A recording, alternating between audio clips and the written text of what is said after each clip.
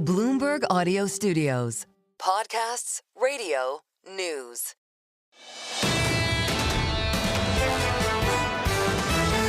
This is the Bloomberg Surveillance Podcast. Catch us live weekdays at 7 a.m. Eastern on Apple CarPlay or Android Auto with the Bloomberg Business app.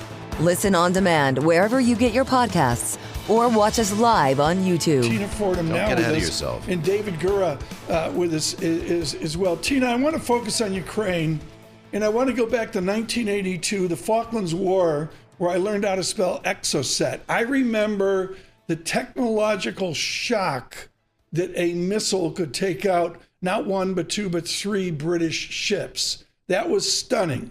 Now we have the same thing. How will your world change with drones that can kill, take out armament from a distance?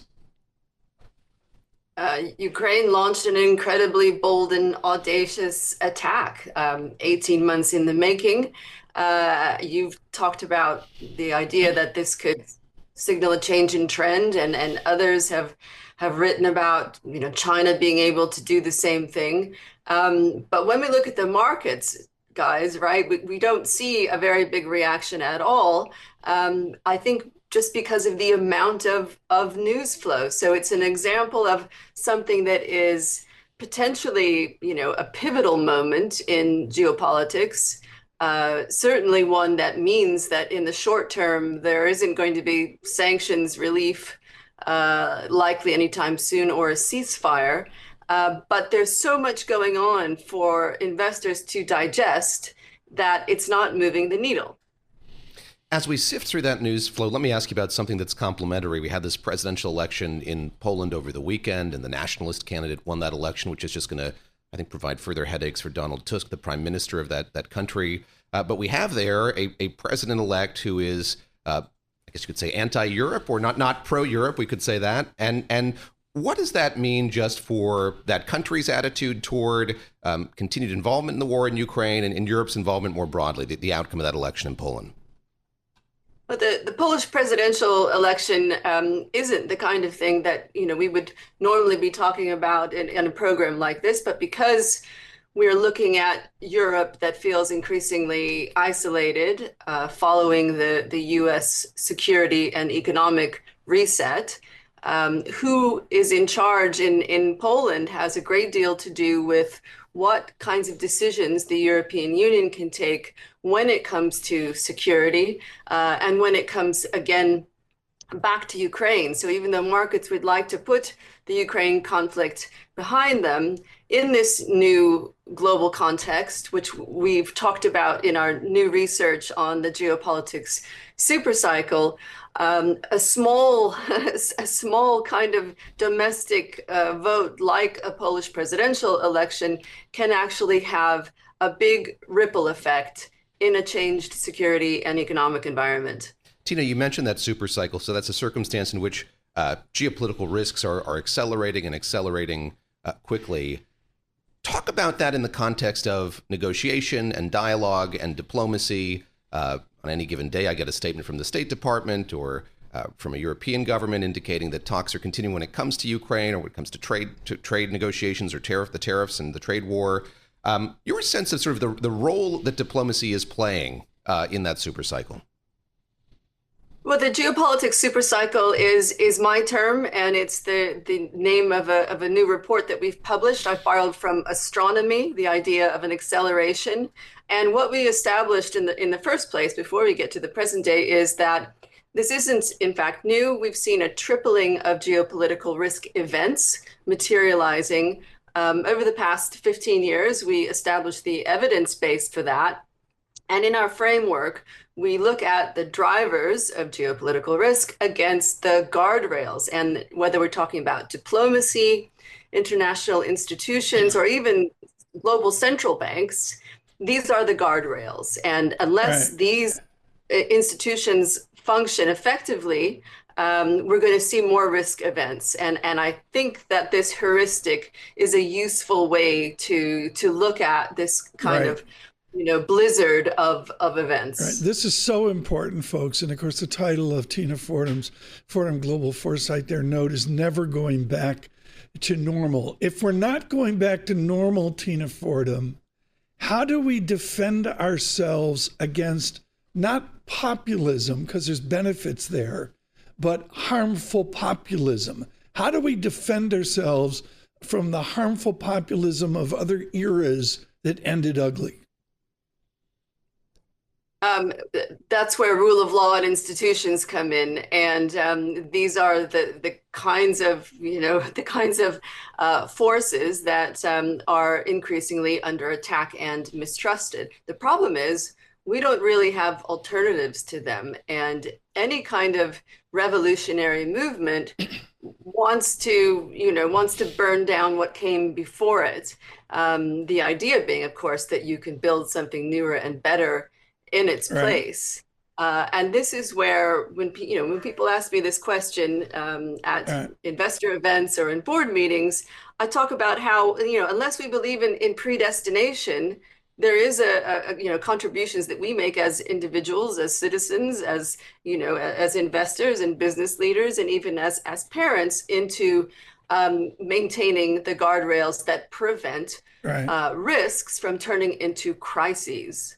Tina, one final question. I want to get this in. Kriti Gupta in London yesterday was absolutely riveting on the images of the migrants across the English Channel over the weekend. Is the phrasing here, migration is out of control in the United Kingdom? How would you color that? On a day like that, there were more border crossings, and again, if we put it back in the super cycle framework, climate change, corruption, erosion of civil rights and civil liberties, these are all drivers of more migration. And so as long as they proliferate, we should expect more efforts for people to leave their homes and come elsewhere.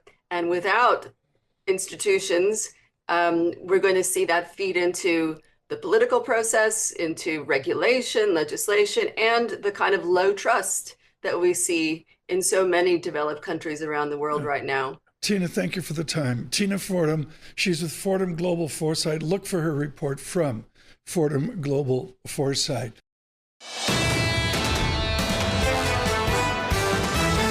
You're listening to the Bloomberg Surveillance Podcast. Catch us live weekday afternoons from 7 to 10 a.m. Eastern. Listen on Apple CarPlay and Android Auto with the Bloomberg Business app, or watch us live on YouTube. I spent weeks trying to get Christopher Harvey in here. He's with Wells Fargo, head of equity strategy, and joins us this morning. I love the tone of your optimism. How do you do it, given the maelstrom of news flow, literally hour by hour? How do you do it? How do you frame a view? Come on, Tom. What's not to like? You have rates going up. You have tariffs every day. You have tweets. You have concern about the consumer. You have uncertainty. It's perfect, right? But what we look at is we're looking at the data, and we're looking at 6 months ahead of time, right? We think we have seen maximum uncertainty. We think we have seen the bottom of the market. And we think that we're going to work better from here, right? We're expecting to have not a ton of information on trade and tariff, but progress on trade and tariff and templates that we can work from as we go forward. My foundational thing, Chris Harvey, is corporations adapt. Across the Wells Fargo span, how are you seeing corporations adapt so they have the optimism you have? Well, I think what corporations are doing is they're watching every day. They're looking at the same thing that we're doing. Every day they're saying, okay, are we seeing it in our business? And again, getting back to Tony Capuano, he's saying, hey, we're seeing the consumer spend, right? The U.S. consumer, I think, is really underappreciated. We start spending when we're 5 years old, and we continue to spend hopefully until 95. Right? We understand value intuitively. We understand utility. And what we do is we shift to where we're finding that utility. And that's what the consumer is doing. And as long as the consumer has a job, they will continue. And we're just not seeing that pain in the labor market that people are really worried about. I just had a vision of the next Wells Fargo equity junket to the Gritty in Venice. There you go. Yeah. Thank you, Tony Capuano. It was hatched here on this Tuesday. How do you look at the soft data in complement with the hard data? So I think that's what you're getting at here. And I've noted many members of the president's economic team have been highlighting this. There has been a lot of anxiety about where this might be headed. We've seen that in consumer sentiment. We've seen it in kind of the sentiment from employers as well. The hard data hasn't met that. And do you see them coming together at some point, or should we be looking at them kind of differently when we look at them together? So a couple of weeks ago, we sat down, we had this conversation. What's going to happen between the hard and soft data? Are they going to converge, or should we actually be looking at the soft data? And the conclusion we came to is we're not completely dismissing the soft data, but what we realized is after the presidential election cycle, we should be looking at the betting markets, placing more weight on the betting markets. And the betting markets, or the prediction markets, I should say, are where we're getting our quote unquote soft data. And it's telling you a much different story on inflation, on recession, so on and so forth. So we discount significantly the soft data. We watch the hard data like a hawk every day. And when we want sentiment soft data, we're either talking to clients or we're looking at the prediction markets. Talk a bit more about that. I'm very curious of how someone in your position approaches that world, which I think is a novel one or a new one to a lot of people. How do you make good use of the prediction markets? Well, you're talking to a guy that when was 7 years old was reading the racing forms to his grandfathers. So I've been involved in these types of markets for a while, and I think there's a lot of information in these markets, and we saw that during the presidential election cycle. And what we do is we're just always looking for that signal. We're always looking for information, and there's information there. When we start to deconstruct how the surveys are done, we get less confidence on the soft data. And while people look at it, we have to think about it, and we have to react to it, we're just not putting a whole lot of weight on it. And at the end of the day, we're talking to our economists, we're talking to companies, we're going through transcripts. We're trying to break our thesis every day, and we're just having a hard time doing that. How do you overlay the technology view forward and productivity forward onto a persistency of corporate earnings? To me, it's underestimated. Am I right? I think so. I was around in the late 90s, and I remember what was happening there. Way back. Watch yourself, youngster. John, help me here. And the comparison, it's not a comparison between today and back then. Back then, you had very levered companies. I'll throw out some goodies: WorldCom, Quest, Global Crossing, Level 3. I own them all, thank you. God bless you. But today, you have the hyperscalers, the AWS, the Microsofts, the Metas, the Googles of the world. These are companies that don't need to go to the capital markets and fund themselves, right? Furthermore, if you look at the technology, what we were doing is we were laying a dumb technology in the ground, fiber optic cable, which did not become obsolete for a good decade plus. Today, what we have is really, and I'm using the phrase that Jensen used, we have AI factories. You have the foundation, and on top of that, you have the innovation, and it's a very nice symbiotic relationship. A joy. Chris Harvey with us with Wells Fargo. We continue as Chief U.S. Equity Strategist here. We do this at 8:09 here with futures improving. Harvey lifting the market. Yes, futures negative 18, now negative 9. The VIX nicely under 20, 18.52. Dollar churning a little bit on DXY, a little bit of dollar strength, fractional, I'll call it, over the last 2 days. David Gura in for Paul Sweeney. David? Chris, I want to ask you about AI. I don't think we've talked too much about NVIDIA yet. You mentioned it just a moment ago. We had this news this morning that Meta is going to contract for nuclear power with Constellation. You have this kind of picks and shovels portfolio when it comes to AI. So these are companies that are kind of ancillary maybe to the big ones that we talk a lot about. Where do you see growth there? So it's not as if we've turned the page here from that last chapter. This one, the AI story continues. Right. What's interesting to you about the sector today? Where do you see opportunity besides the big names, the handful of big names we talk so much about? I think the biggest near-term issue is the AI Diffusion Act. The AI Diffusion Act has been mitigated. So now what you can do is you can export that technology. And what I think is Jensen is probably the new Tim Cook. It looks like he has the ear of the administration. And what they're realizing is we do need to be that base level of AI. We do need to export it. We do need U.S. technology all throughout the world, because if we don't, somebody else will step in. That somebody else is probably China. And so I think the most important thing is the mitigation of the AI diffusion index, because now we can export, we can become that base layer.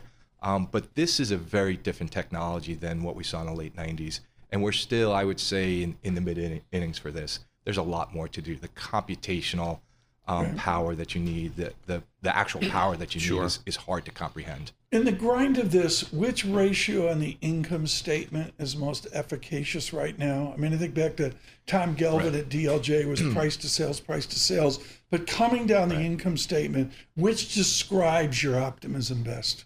It's still about earnings, right? If you look at the hyperscalers are making money. Up 32% versus, am I right, up 8%? I don't know off the top of my head, but they are making... Something like this. And the answer is, we've never seen this. Right, that's right. They are spending CapEx, but they are getting a return for their CapEx. And they will continue to do that until that equation no longer works. And as we look at it is working and it will continue to work. So this is critical. If I'm scared stiff, but Chris Harvey's telling me I got to participate, is my psychological relief to take my terminal value out a little bit farther and say, okay, I'm nervous, I'm going to own this stuff, but it's not a 3-year vision, it's a 5-year vision. Right. Is that the act? Well, I think what you want to do in any portfolio, you have to have you have to have an anchor. You have to have some sort of low volatility or defensive property to it. What we've been telling people, we started the year with anchoring it with staples. Now we're anchoring it with utilities. And so that's going to mitigate and has mitigated the uncertainty. If you want to get involved in low vol SPLV or USMV, that's fine. But just anchor, right? Look for those really good risk rewards. Look out 3-5 years, right? Take those good risk rewards, but anchor that with something else because you do have to mitigate that uncertainty because the uncertainty, I'm not going to discount it, it's still quite real. Maximum uncertainty. You're confident in that. Sort of, how do you see all this playing out over the course of the summer? So we're coming up against some very hard deadlines here as the president continues to make threats and ratchet up the tariffs that he's put in place. Your sense of where we're headed in these talks, these negotiations. You know, it's really, I don't mean to be evasive, but it is really tough. What I'm looking for is I'm just looking for progress. I expect to hear progress out of Asia first. I am really surprised about the relationship between China and the U.S. I did not expect them to sit down as early as they did. And that, I think, is a real positive. And that's a positive I hadn't been thinking about. I thought that was frozen. That's not happening. That's the last thing that's going to occur. So that's actually very encouraging. But we do need to see something either out of India or Japan or South Korea, something to set the template. If we don't see that by the end of June, the summer's going to be a little bit more choppy than I think. What is their, you have the advantage of Jay Bryson. What is their incentive to provide an initial template? I see no incentive for Japan to act. Well, if you're India, I think there's a lot there, right? We have a lot of things that they want. Ag, aerospace, armament, power, and they have many of the things that we need, right? They can help us disintermediate China. They have the ability to do that, right? One of the things that we do worry about, and we've been talking about, is what about the ports? How do you get things from point A to point B, and do they have enough ports? But I think India is the key, and I think they will likely be the first or one of the first. Chris Harvey with us with his optimism on the equity market. He's with Wells Fargo. I want you to set up the polarity we've been talking about for the last couple of days, which is maybe 3 zip codes in Manhattan versus the rest of the country. You're advantaged at Wells Fargo by having, I think, really a breadth across America. What is the difference between the zeitgeist now almost of the Eastern Quarter and a little bit of the West Coast and what's really going on out there? So what I think is really going on out there is people really do back up the administration. They really do feel like something has to be done on trade and tariff.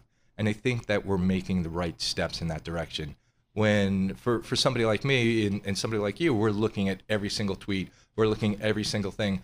People in the U.S. and people on their day-to-day jobs, they just don't do that. And what they see is have a job. Things are good. Kids are doing well. Economy seems to be fine. And we're just going to keep moving forward. And we think the economy and the situation is moving forward. And they look at the technology and they say, hey, this is an amazing technology. The world's an okay place. David, get one more. When it comes how about when it comes to this tax and spending bill, and again, talking about regular folks in this country who are watching all of that unfold, maybe from a distance, how much does that stand to sort of change your world, whether or not we see that passed in July or August or later this year? I don't think it changes for the average person all that much. The SALT tax, we've been looking into the SALT tax, and I think that helps a lot of people in high tax states, but on the higher income. And that probably helps spending later over the next 12, 18 months, and it helps a little bit with regard to sentiment. I think the bigger issue is the deficit stabilizing? And it looks like the deficit is stabilizing. I'm a little bit concerned about the rhetoric and the talk about longer end rates. But if you think about it and you look at it, things haven't gotten worse. So I'm not really sure why the narrative is as negative as it is today. It should have been much worse, much sooner. So it's a little confounding. Chris, thank you. Generous of you to come in this morning. Chris Harvey with us with Wells Fargo with a real optimist take here. All of his literature is like, get on board, participate in America's future.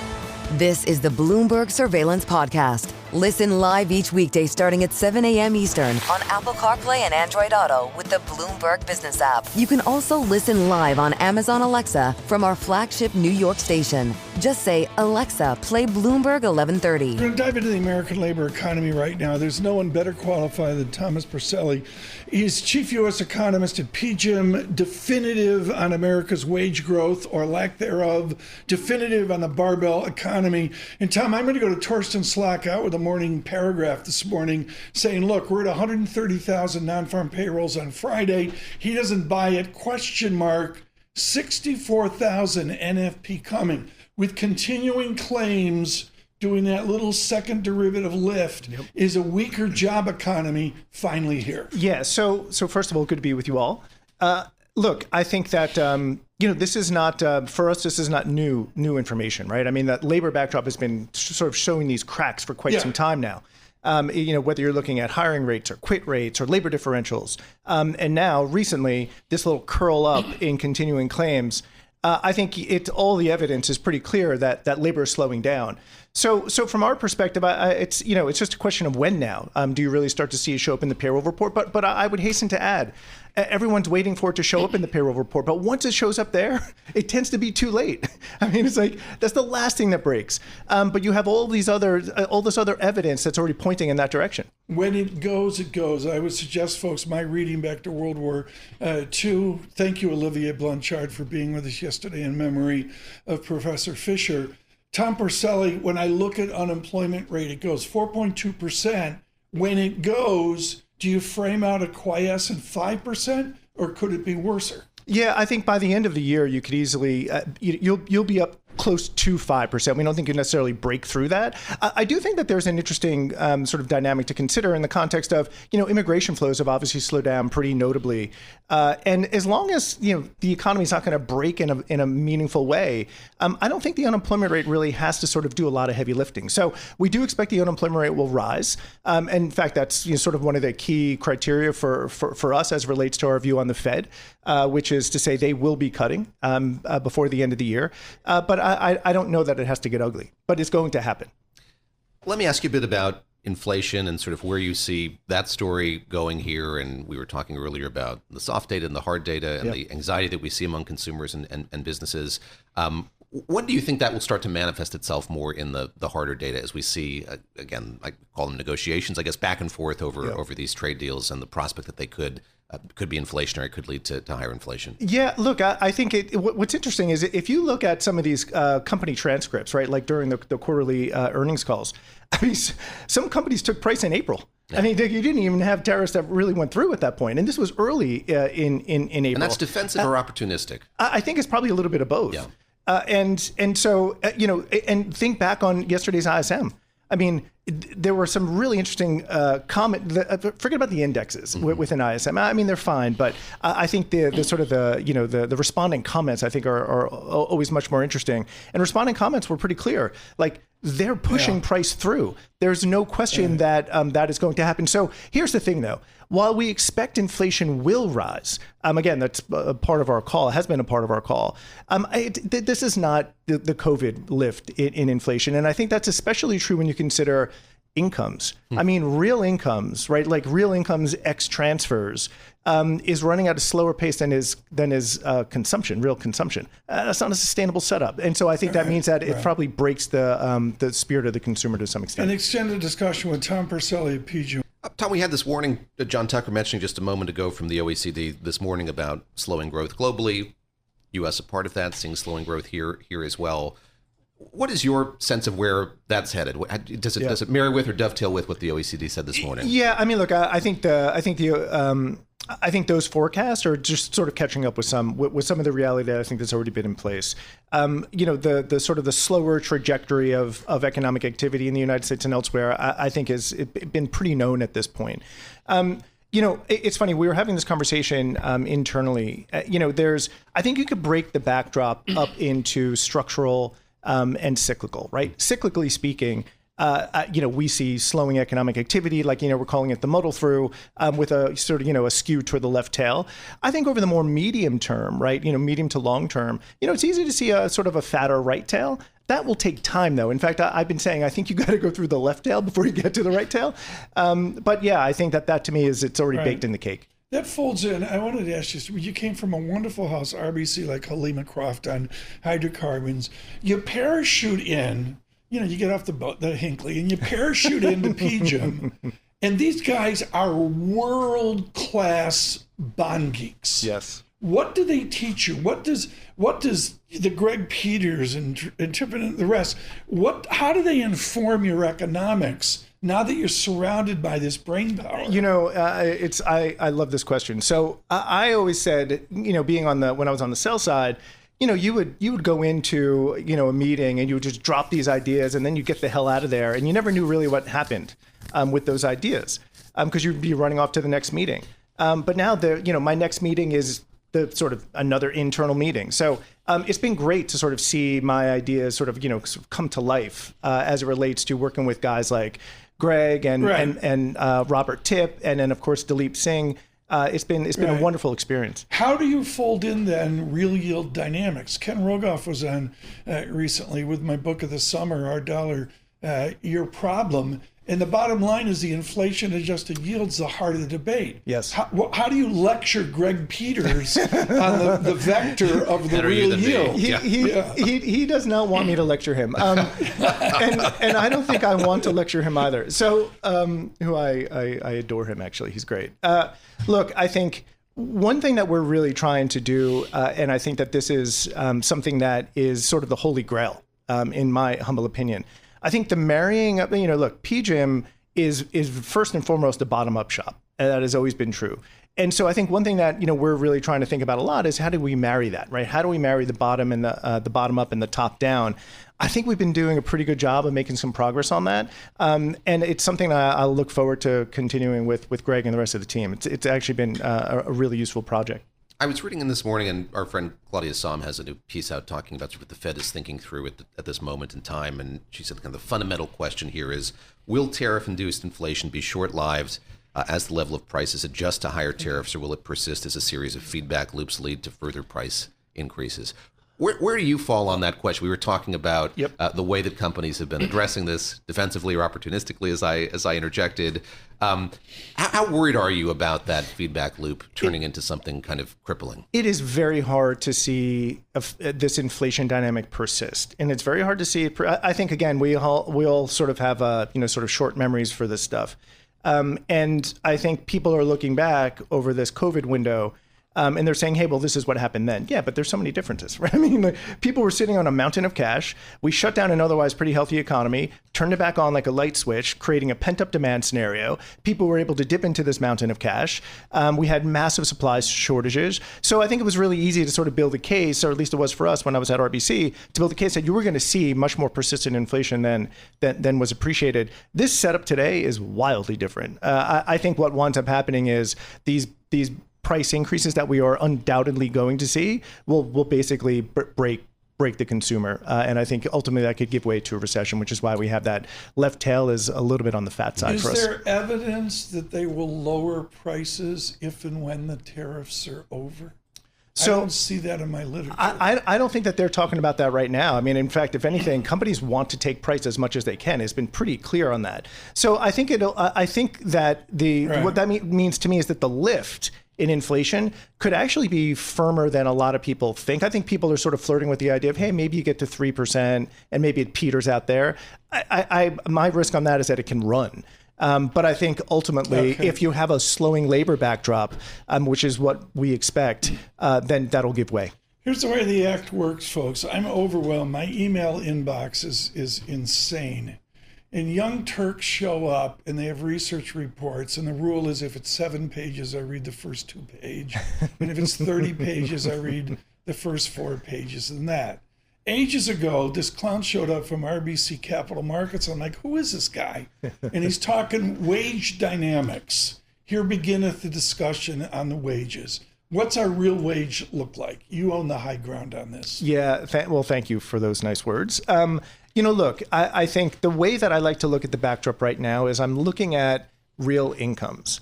And I think real incomes, ex transfers, that running at a slower pace than real consumption, that is not sustainable. Right. That is simply not sustainable. So it's really easy for us to build a case on slower economic activity. Forget the continuum, the media frenzy of the phrase barbell. I don't buy it for a minute. Yep. I'll let you decide. On a decile or quintile basis, where does America break? To me, it's a way higher income, and beneath that is painful. I agree with that. I think that that's exactly what we're seeing right now. I mean, this is the classic K-shaped recovery conversation that we've been having for quite some time. I think that there's almost no doubt that there's a lot more pain happening in those other quintiles that you just mentioned. But, you look at, and again, this gets into the hard versus soft data point. Just look at confidence at the upper income. Confidence in the upper income is also starting to break too. And I think it's easy to sort of see that happen when you have equity markets that are also breaking. Them coming back, equity markets coming back, probably will ease some of that concern. But I think most folks get that in an environment where you're talking about significant tariffs and potentially significant price increases, I think that gives everyone a moment of pause.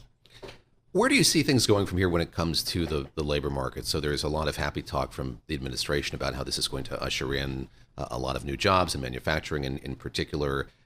We're talking about kind of diminution of the labor market. You say we're kind of late to the party, recognizing that you were there earlier. But how do you see that ending, and how much faith or optimism do you have that all of this could lead to some sort of reimagined or a labor market renaissance of some sort? So I think so this gets into the cyclical versus structural, right? Like cyclically, I think, again, I think you'll start to see the slowdown in labor and as a result, economic activity at large. I think longer term, I think there's a real case to make for, I hate the term, U.S. exceptionalism. I just think it's overused and there has to be a better way of saying it. But I think the idea of U.S. exceptionalism over the more medium to long term, for lack of a better phrase, I think is real. And I think about that in the context of the pieces are in place for productivity to kill it. It'll take time to get there. And I do think that some of the things that the administration is doing could actually help in that regard. The corporate tax part of that, of the tax cuts, I think that can actually go a long way to sort of helping build the base of productivity. But again, I think you're going to go through the left tail before you go to the right. You look tandem rested. The Hinkley 40, it does 35 knots coming back down the East River. Wow. He's going to be flying over to Jersey City. Tom Porcelli, thank you so much with PGIM. Don't be a stranger. Please, please, please.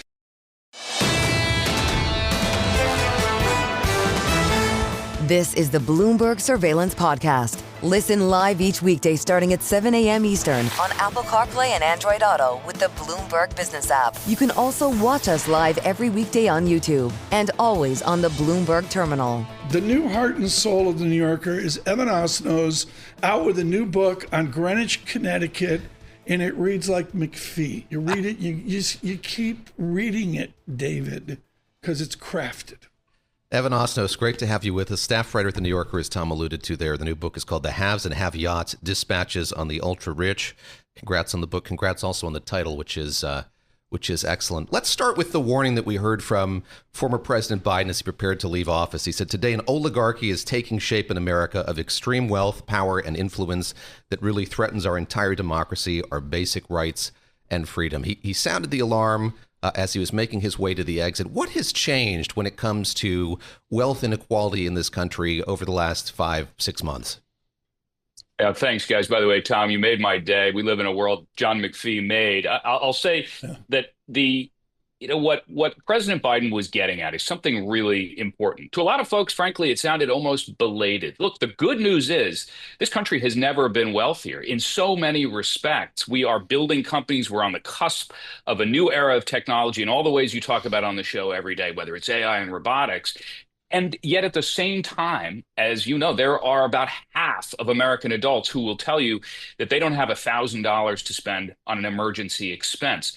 We are at a point now, it's really sort of similar to where we've been at moments in our history, where we have tremendous technological opportunity, huge wealth creation, and we're also facing a fork in the road to make sure that that is also not steering our government down a path that, Henry Ford used to say that he wanted to make sure that his own employees, his own workers could afford the cars he was making. And those are some of the decisions we have to be making now. This is clearly a theme that has animated a lot of your work. I look at the Osnos oeuvre going back to your first book, Age of Ambition, Chasing Fortune, Truth, and Faith in the New China, which I read on my first trip to Shanghai. And you remarked then on just the abundance, the amount of wealth, the excitement about wealth and upward mobility in China. As you look at this particular book, are we looking at something that's uniquely American, or has this rise of the ultra rich been sort of shared globally? Yeah, it's a fascinating parallel in many ways, David. I mean, I first started reading, in a sense, about the American Gilded Age when I was living in China, because I was trying to understand what was happening. We were seeing railroads built at a pace we hadn't seen since America in the 19th century. It's fitting in some ways that I used The Great Gatsby when I lived in Beijing to conceptualize it. Here we are. It's 2025, 100th anniversary of that book.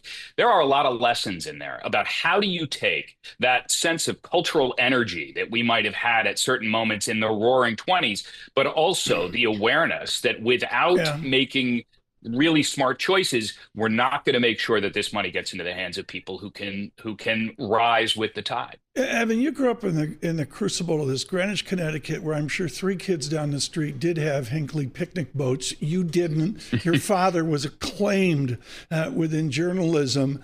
But what does the crew do below the fancy people to try to get their kids to motivate and have a good life and even aspire to be richer? I mean, this is topic 1 right now, between the buffeting of AI, the decline of liberal arts. What do the kids do just below those with the super yachts? Yeah, I face these questions myself. I'm a dad. I've got 2 kids. I think about the challenges of people coming out of school today and how hard it's going to be to get those first jobs.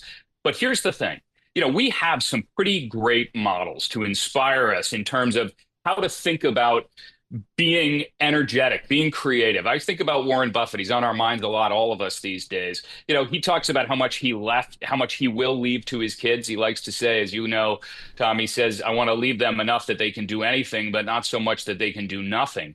I try, as I think about the opportunities that are coming, to say to people, look, it's not enough for us to just say Elon Musk has now crossed the $400 billion threshold. We've never had somebody with that kind of prosperity. Isn't that a sign of strength? No, we have to be saying to people, if we don't make smart choices, it's going to end up with too many Musks and perhaps not enough Buffetts. And I think that's an important thing to keep in mind.